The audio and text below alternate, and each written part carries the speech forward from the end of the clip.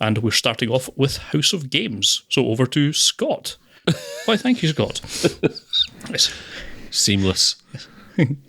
Yes, House of Games, which is the first feature that Mamet wrote and directed, which sees him start down a path he'll only infrequently stray from, as Lindsay Krause's psychiatrist, Dr. Margaret Ford, attempts to straighten out a patient's gambling debt with Joe Mantegna's hustler, Mike Mancuso, only to find herself drawn into his world of con artistry. Intrigued by the personalities and schemes of Mike and his crew, she soon finds herself romantically attached to Mike and is seemingly accidentally included in part of one of the gang's hustles. Although if you have any familiarity with Mamet's work, then you'll probably already have figured out that there's more to this than it would initially seem. Right, proving himself to be an iconoclast even from the outset of his career, Mamet attempts a daring gambit for the first 10 to 15 minutes of this film, casting only people who exhibit no acting capability whatsoever. Not all that big of a deal in the case of The Good Doctor's Patients, but unfortunately this also applies to Lindsay Krause as well. I initially supposed the stiff formality was just part of the characterisation, but to be honest, she never really loosens up, apart arguably from the last scenes, which makes her a very difficult character to care about. I'd expect better from an Oscar-nominated supporting actress. By comparison, Joe Mantegna is amazing, but though only by comparison, it's a perfectly serviceable turn from an actor that I think by and large got much better as he got older, and you can apply much the same thinking to the supporting cast full of typically dependable names like Ricky Jay, Willie Beach Macy, JT Walsh that are all fine, but not much more than that. There's a couple of films on here that I'd describe as good scripts with middling direction, and naturally this is the prime example. Mamet, of course, is best known for his approach to dialogue, and on paper it should work for House of Games, but the cast don't make it sing the way that others covered in this episodes do. All of which is not to say that House of Games is an unpleasant experience, and in a lot of ways is a confident and assured debut feature film that lays a lot of the groundworks for what Mamet goes on to become renowned for. It's just not completely essential viewing, but, well, I've seen less worthy entrants in the Criterion Collection. Guys, what did you make of this? So, this is the first 10 minutes of this movie I didn't really enjoy. Last half hour of this movie I didn't really enjoy. The hour sandwiched between those two parts I really, really enjoyed. There's an hour of really good movie here, and I was actually surprised at how much I liked Joe Mantegna. Is it Mantegna? I think, is that the received pronunciation? Because I can't really think of having seen him in much, to be honest with you. And for a good hour of this, from The Simpsons, the voice work in The Simpsons. Oh, fair enough. I have, as it turns out, watched a lot of Criminal Minds for various reasons, and he's quite good in that. I will not hold it against you. Later. But this is one of those where I came out thinking, I actually would quite like to see a bit more Joe Mantegna, because he acquits himself fairly well for most of this film. If I have any issues with this film, then yes, Lindsay Krause's performance is one of them.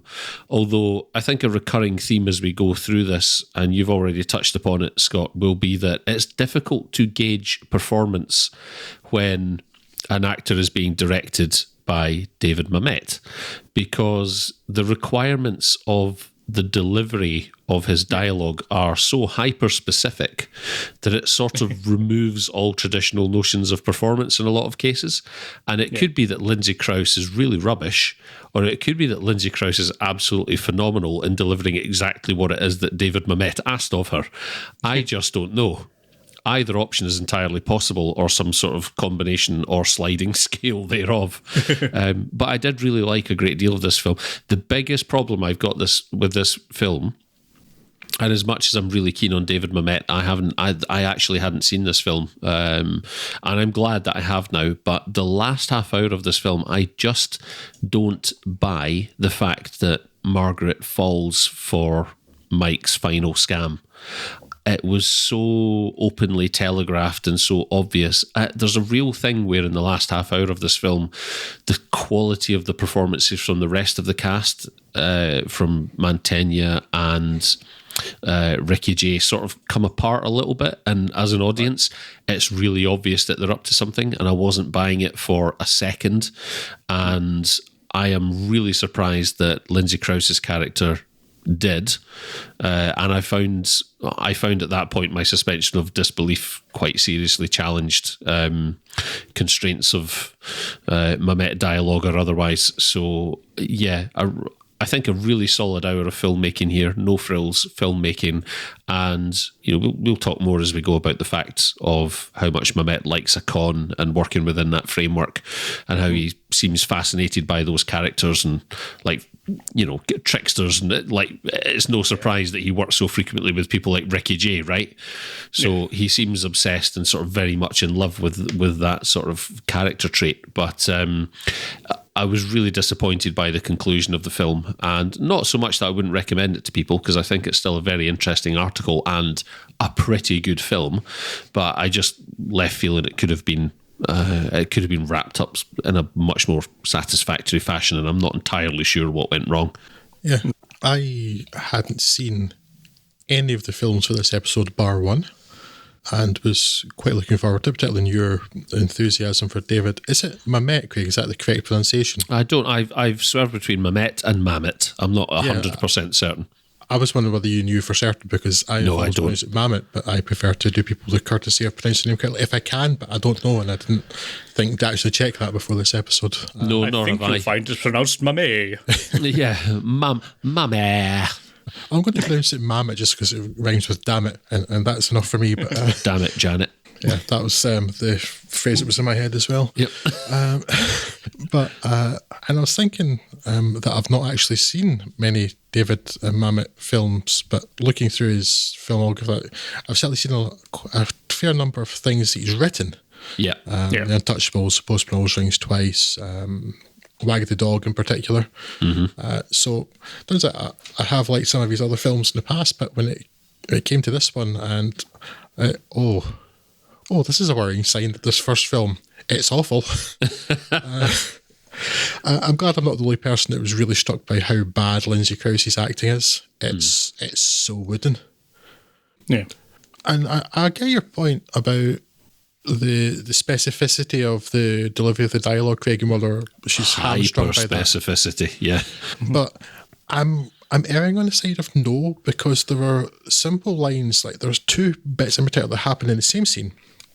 It's when they're in the hotel room with JT Walsh just after he gets killed, and she goes, "I can't be here," and then shortly after, like, "I have to leave." Those are very simple lines. There's not really much inflection you can put in those, but she manages to get no inflection at all. Like, she's basically comatose. And yet, unfortunately for the rest of it, I thought Joe Mantegna was also, well, terrible would be unfair, but pretty poor. I just didn't think he was up to kind of what I was thinking Really? during actually. I thought like the earlier scenes between the two of them when they first met, I thought he was actually quite charismatic. I really bought him, or I really bought her buying into the con and being quite taken with his character, but obviously mileage will vary. I don't. He didn't do a lot. I mean, the way I was thinking of it during this, this is much less of a distinction now, of course, because of how good TV stuff is. But to me, it felt like the difference between a television actor and a film actor, which was a real distinction back when this was made. Yes, and that's how I felt about it. And then, I think beyond the fact that so much is dependent on these two leads, and I didn't think either of them were particularly great, and one of them was actively awful. It's just that the script was kind of rubbish, because every single twist that was coming, I knew it was coming. I mean, and I was watching this thinking, right, this is a 1987 film. I've seen a lot of films, especially a lot of films in this kind of genre since then. Am I just seeing all of these being telegraphed because of my familiarity with the subject? And then I watched all these films thinking, no, he just can't write twists. He loves them, but he can't write them. And in every single twist that was coming, I knew what was coming, when and how. It seemed really obvious to me. And then you have the kind of the second layer, which you also mentioned, which is, how does this person who's this highly successful psychiatrist, presumably a very smart person, not see any of this stuff? It's really clear. Well, this is going to be a long episode for you, man. Yes. Yes, it is, Craig. How perspicacious of you. If only Lindsay Krause's character could have been so perspicacious. So I mean, it's not by any means the worst film I've ever seen. It did do very little for me, and the terrible delivery of the lines is enough to just killed any interest in the film for me at all. And then, didn't like the plot. Well, up until the point where I think everything in the plot was predictable up until the ending, which wasn't predictable because it was stupid. It's like, why did that character suddenly do that? That's not believable. Yeah, that's where the majority of my problems lie with it. I think the hyper specificity of the delivery of dialogue and stuff is just it's a hill that if you are. If it's not your cup of tea to get over that hill, then you're probably, I can understand why this is going to be quite a trek for you tonight then, getting through this. It's something that I really like, and I kind of detach myself from the notion of a performance when I watch a Mamet film, because it's kind of, the reason I like them so much is because it's kind of not the consideration.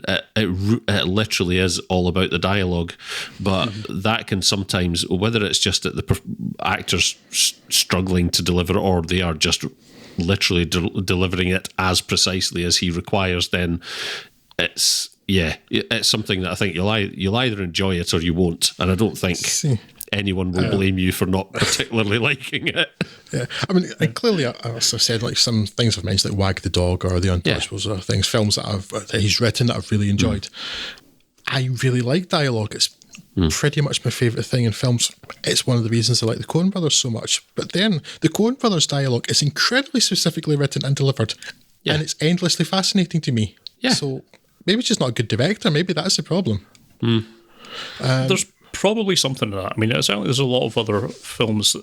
The films on this list that I think kind of worked really well are the ones that seem to have enough talent who are strong enough or confident enough to kind of perhaps just override what Mamet was trying to tell them to do.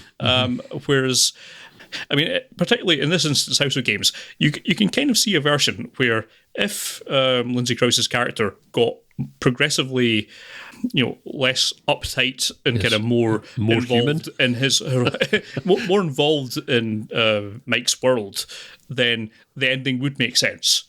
But because she does not, the ending does not make sense. No. And it's like there's a kind of, you can kind of draw a Platonian ideal out of this where you can see how it would have worked properly. And this kind of doesn't quite make it. Yeah, so there is probably something to that. When Mamet gets his way, maybe he shouldn't. I'm also super intrigued in this film, right, with Lindsay Krause's character in general, because it's kind of an archetype that exists in quite a lot of his films where, because typically his films are very male-centric, right? And where you have a lone female character, as is the case with this film and some of the others we'll speak about tonight, Lindsay Krause's character in this film is a very masculine feminine presence. If she displays more masculine traits than you would typically associate with an average female character in a movie. She's very forthright. She's very sort of, I don't know what it is I'm trying to say, but it stuck out to me enough that I felt there must be a specific reason why he's emasculated this feminine character quite so much. But I never could quite reconcile that by the end of the film. I'm not entirely sure whether that is just a stylistic choice on his point or whether he's trying to say something by placing that female character within this world of men and making her more... That sounds really reductive to say masculine, but you know what I'm getting at. Yeah, it's not massively unusual, though, for male screenwriters to be really struggling to write women well. Yeah, but I don't think it is just that he's struggling to write a woman well. It seems like a very definite choice to make her that way. And that's the other thing that I struggled with in this film. I'm not sure to what end that is. Because if you look at, for example, one of the films we'll talk about later, where Rebecca Pidgeon's character is, slightly more of that type of character, but still very definitely a feminine presence. It's not the case with... It's not the case with Lindsay Krause in this movie, and I don't know if that's just, if that's purely stylistic or if there's something more resonant to what Mamet was trying to achieve with the material. I don't know. I mean, certainly if Lindsay Krause had any kind of problem with it, then she should have been in a good position to point out any kind of flaws. Well, yes, exactly. They were married at the time. Well, maybe she did, and that's why they're no longer married. See, that I didn't know. I went into every film on this list as cold as I possibly could and have done no research on Mamet at all. I deliberately wanted to leave it to this. I did meant to like at least spend a few minutes giving a skim of his bio, but I didn't get around to it this evening. But I didn't know that. I knew he was married to Rebecca Pidgeon, but yeah, it's like she had the opportunity to say that, but just in sort of vaguely related terms with women, though, it's at the end of the film in the sort of the spelling it out for her scene in the bar. And everybody's calling her a bitch. It's bitch, bitch, bitch, bitch, bitch. Like, really? Is that necessary? Would people? Yeah. I mean, I know some people feel like that, but every single one of them repeatedly. And I did wonder whether that betrayed something about perhaps the misogyny of the writer. And I don't know if he's been accused of that before, I guess. And I didn't read anything about it, and I deliberately kept myself as close as possible with these films because I knew vaguely what they were about, but I had deliberately not read. I wanted to be as, I didn't even read like the summaries of the films before I started watching them or anything like that, synopses. Yeah. But That's the thing, is as much as I enjoy Mamet's work, I'm not actually familiar with the artist as much as I am his art. So I skimmed I was interested in this, and I skimmed his Wikipedia entry earlier because, of course, the repository of all human knowledge, right? Infallible human knowledge, Craig. And yes, absolutely. And I immediately went, ooh, and clicked on the bit that said Mamet and gender issues because I thought that's going to be pretty extensive. Nope, 2 sentences. Doesn't actually explain any gender issues. But I also had that inclination that I thought, I wonder actually here if there's a history of Mamet struggling with his portrayal of female characters and accusations of misogyny and whatnot. But no, I couldn't see anything there, so I might need to look into that more. Yeah, I don't know if he's ever been accused of misogyny. In particular, we'll get to a film that is kind of at least somewhat credited with starting a solid debate on what misogyny could be on. But unfortunately, I didn't actually know much about Mamet the person until I looked at it earlier. And now we're going to call him Mamet because I have no respect for him. He unfortunately seems of late to have gone of the, if not exactly full-on red hat MAGA type, he's at least adjacent to it, and is generally running around being a bit of a brick, which depressed me a bit earlier, I've got to admit. But in terms of gender issues, it is possibly more just the fact that he just doesn't write women particularly well, and that's why he doesn't write a lot of women characters. And I don't know if there's anything more to it or anything more deeply sinister than that. And certainly, I don't see really any real evidence of anything else that he's done where he could be accused of that.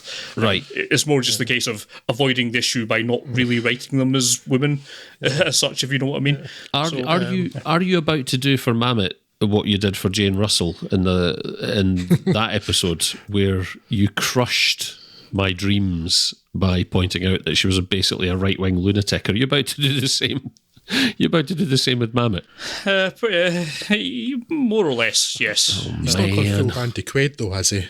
Yes, it's not really something I would have picked up from any of his work, but since he's kind of effectively backed away from doing a lot of film work, he's written a few books that are more explicitly kind of, I used to just be a libertarian, but now I'm a hardcore conservative because I've apparently lost the faculties of my mind. And I don't understand what statistics is anymore and that kind of thing. So, to be honest, though, the fact you've just said he was a libertarian, it's like, oh no, that's enough. Yeah. No, thank you. Pretty much. Yeah. Although, I mean, where that began with my point at the beginning of that wasn't actually the you had a point. So it was somewhere. It was just like, why did he feel the need to have like this woman called a bitch repeatedly by like 5, 6 different men? It's like, I mean, it's only that one scene, so I was going to say if it's like the guy that she was shooting at the time that she's shooting him, you're like, well, I can forgive him. He's feeling a bit upset. But but it's like a kind of casual misogyny. I just wondered whether it kind of betrayed something about the writer himself or not. Yeah. And I think we're inconclusive in that because none of the three of us have read enough about him, I guess, to satisfactorily answer that query I have. Well, I think we can confidently say he's a misogynist asshole. No, we can't. Of course we Confidence and correctness are not necessarily the same. Yes, 100%. If the last 5 years have taught us nothing. Oh dear. And they certainly taught some people nothing. Well, yes.